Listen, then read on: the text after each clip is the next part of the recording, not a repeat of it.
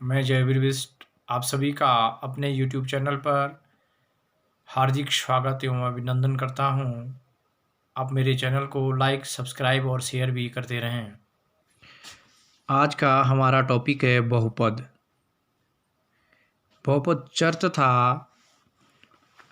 अचर राशि के संयोग से बने पद बहुपद कहलाते हैं। यानी वे पद जो चर तथा अचर राशि के संयोग से बनते हैं उन पदों को हम क्या कहते हैं? बहुपद कहते हैं। जैसे चर और अचर का जोड़ना, चर और अचर का गुणा करना, चर और अचर का घटाना, इस प्रकार की जितनी भी हम संक्रियाएं करते हैं उन सब से जो भी पद बनते हैं उन पदों को हम क्या कहते हैं? बहुपद कहते हैं। जैसे चर तथा अचर। अब कौन सी अचर राशि होती है और कौन सी चर राशि होती है? अचर राशियाँ वो राशियाँ जिनका मान स्थिर रहता है, यानी जो अपना मान बदलते नहीं है, हर समय बदलते नहीं, समयानुसार स्थिति अनुसार जिनका मान बदलता नहीं। जैसे है 1 है, 2 है, 3 है, 4 है, 5 है। इस प्रकार की जितनी भी हमारे पास ये संख्याएं हैं इनका मान क्या है? 1 हमेशा 1 ही रहेगा, 2 हमेशा 1 ही रहेगा। इस प्रकार की जितनी भी राशियाँ हैं वो अचर कहलाती हैं। और चर वे राशियाँ हैं जिनका मान क्या होता है? बदलता रहता है। जैसे x है, y है, z है, a है, b है, c है। तो इनका क्या होता है कि जो अल्फ़ाबेट्स हैं या इस प्रकार की जो राशियाँ हैं इनका क्या होता है? हमें प्रश्न के अनुसार इनके मान बदलते रहते हैं। कहीं पे हमारे x का जो मान निकलता है 2 निकलता है, कहीं पे x का मान 1 निकलता है, कहीं पे x का मान 10 निकलता है। तो इस प्रकार की जितनी भी राशियाँ उनको हम चर राशि कहते हैं। ठीक है।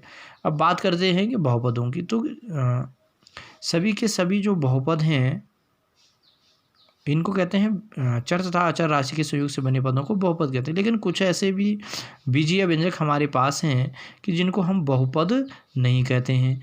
जिन बीजीय व्यंजकों की घात ऋणात्मक होती है उन्हें बहुपद नहीं कहते हैं। यानी जैसे y की घात -2 है तो ये बहुपद में नहीं आएगा, या कहीं पे x की घात -3 है तो ये भी हमारा बहुपद के अंतर्गत नहीं आता है। इनको हम बहुपद नहीं कहते हैं। ऐसी दूसरी स्थिति हो कि जिन बहुपदों में चर से भाग दिया जाता है उन्हें भी हम बहुपद नहीं कहते हैं। जिन पदों में हम क्या कहते हैं? चर से भाग दिया जाता है उन्हें भी बहुपद नहीं कहते हैं। जैसे कहीं 1/x लिखा है और पूछा ये बहुपद है कि नहीं है तो ये बहुपद नहीं है, या लिखा है 1/y है तो ये भी बहुपद नहीं है, या कहीं पे 1/x-1 लिखा है तो ये हमारे क्या नहीं है? बहुपद नहीं है।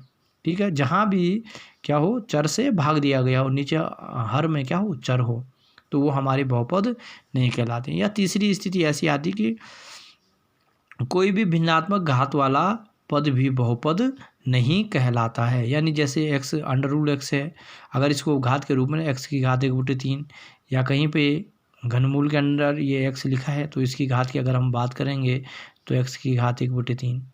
तो इस प्रकार की भी जितने भी ये हैं चर के रूप में होंगे तो इनको भी हम बहुपद नहीं कहते हैं।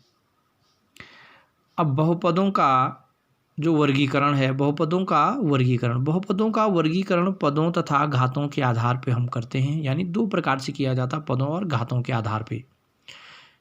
पदों और घातों के आधार पे 2 प्रकार से किया जाता है। तो इसका हम वर्णन अगले वीडियो में करेंगे कि इस तरह से पदों के आधार पे कितने प्रकार के होते हैं और घातों के आधार पे कितने प्रकार के लिए होते हैं।